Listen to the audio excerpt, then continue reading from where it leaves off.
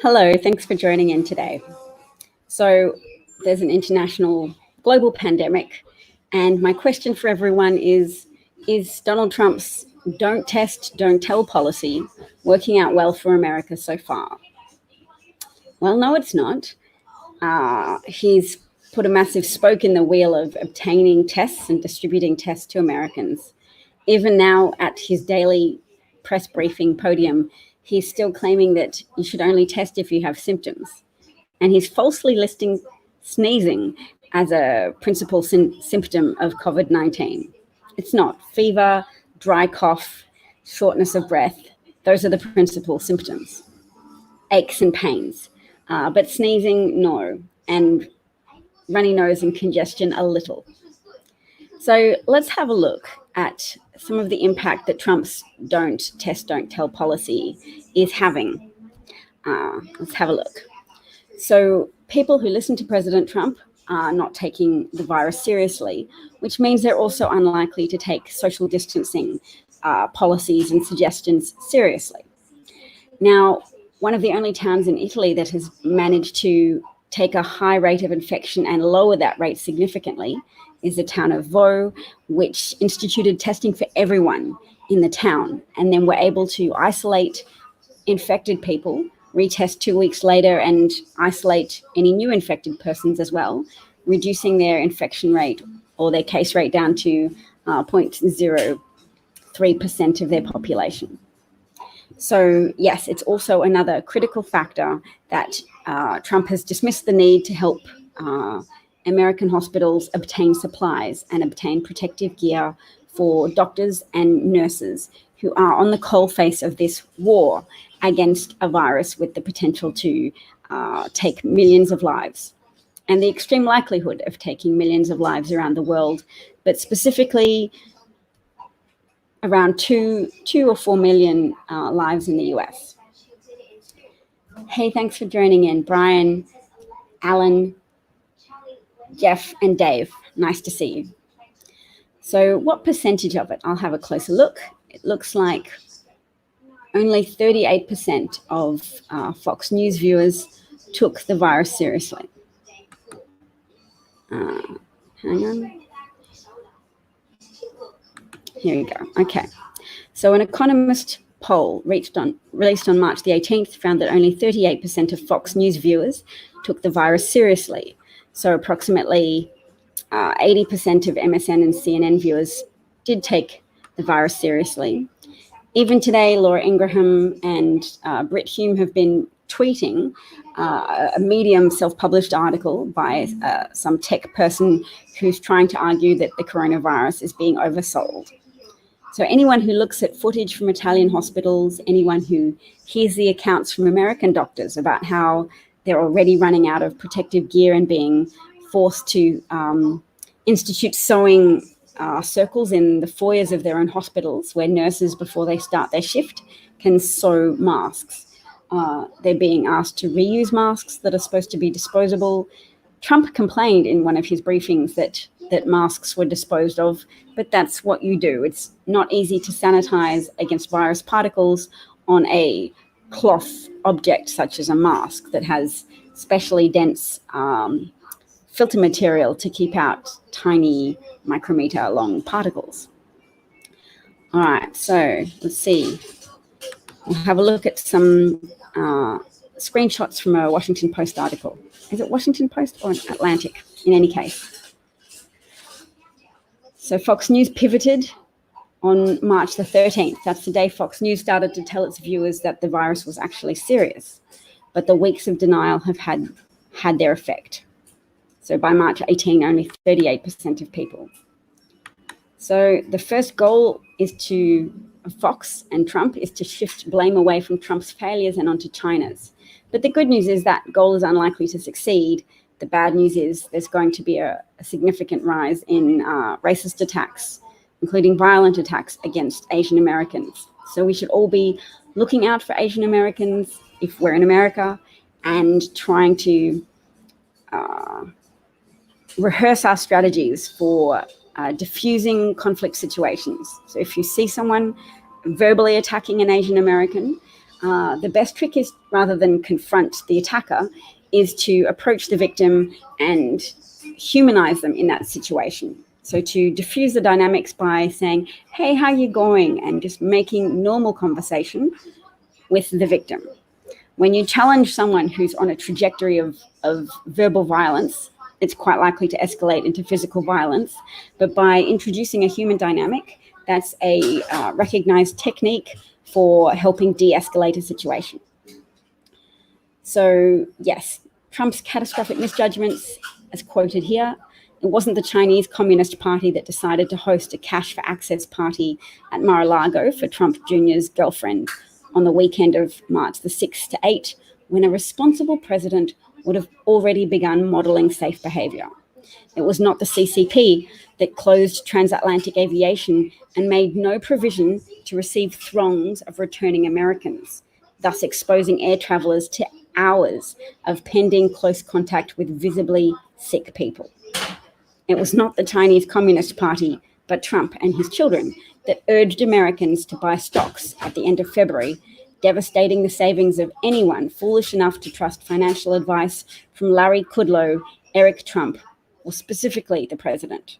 He advised Americans to buy stock in the first slice of falling shares, the first slice of the collapse.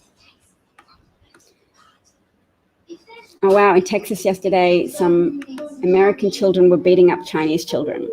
Yes, so we have to try to increase community vigilance around the need to de-escalate verbal or physical violence against Asians as a consequence of Trump's efforts to deflect attention from his extreme negligence, murderous negligence and incompetence. Yes, I'm live.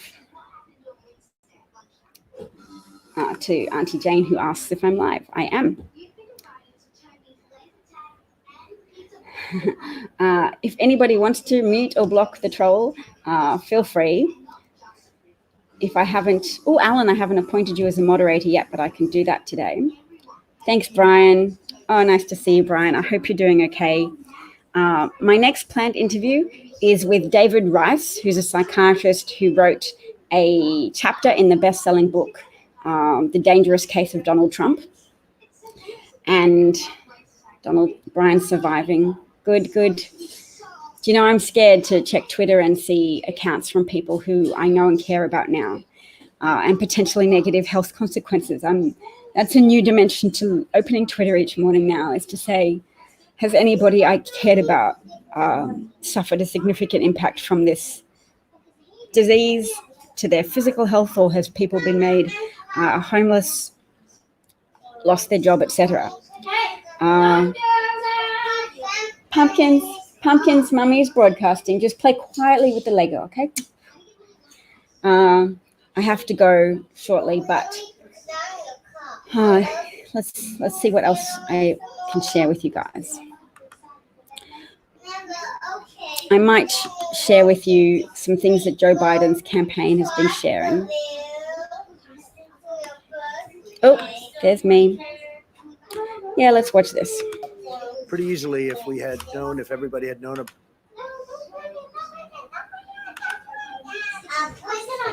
going to watch this together and then I'm going to go. Could have been stopped pretty easily if everybody had known about it. Yes. A number of months before people started reading about it. Yes. We have it totally under control. It's one person that's going to be just fine. We pretty much shut it down coming in from China. I just spoke to President Xi last night, and we're working on the problem, the virus. We're going to be pretty soon at only 5 people, and we could be at just 1 or 2 people over the next short period of time. It's going to disappear one day. It's like a miracle. It will disappear, and we're prepared, and we're doing a great job with it. And it will go away. And stay calm. It will go away. Could have been stopped pretty easily if everybody had known about it.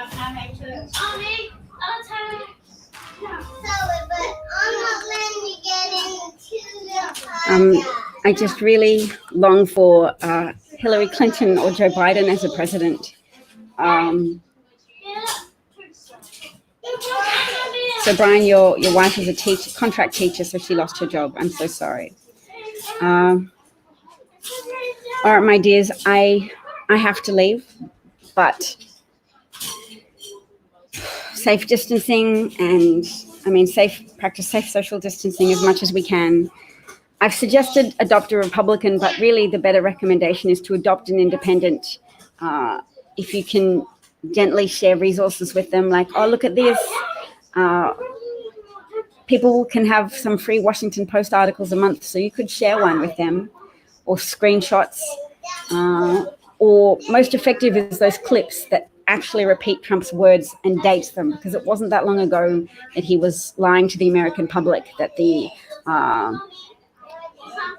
number was so low and was going to go down to 0 any day now, or that April would eradicate the disease, or that hydroxychloroquine was somehow an effective treatment when it hasn't been clinically tested, and a dosage as little as 2 grams is associated with death or atrial fibrillation, irregular heartbeat. My dad is back from his cruise, yes. Nobody on his cruise has tested positive so far to COVID-19, but I still want him to self-isolate. He's no longer responding to my messages, which is more likely that he's just cranky with me for trying to suggest strongly to him what to do and tell him what to do, than he's sick, but he could potentially be sick and so not responding to messages. But yes, all the best, everybody. We're warriors. If we're not actively on the front line as doctors or nurses, we have to be information warriors, trying to spread information that people need to stay safe. Think of all the people who didn't ask for this in red states where the governors will be following more of Trump ideas, not taking it seriously, and not instituting a rigorous and broad testing program, because the disease is mostly spread by asymptomatic carriers. 80% of disease transmission. Pumpkins, I'm nearly off the broadcast. Thank you, everyone. Take care. Tell people not to just dose themselves with hydroxychloroquine, even if Trump says it's potentially a miraculous cure. There's a lot of health indications that it's contraindicated for. And Ryan's healthcare system has approximately 6 days of protective gear left. Yes, we have to also try to support getting healthcare, getting protective gear for frontline workers. It's critical. When they become sick, or if they get exposed, they're in the exact right place to spread that exposure to everybody else who goes to a hospital, people without COVID-19. So not just to protect our valuable staff, but to stop hospitals themselves from becoming vectors of transmission. Somebody said, breathe deeply, sending love. Yes, thank you. I was just trying to get out as much information as I could before I have to go. But thank you all so much for joining with me to talk about this, and take care. Please be a self-designated factual information spreader. Thank you so much. Stay safe.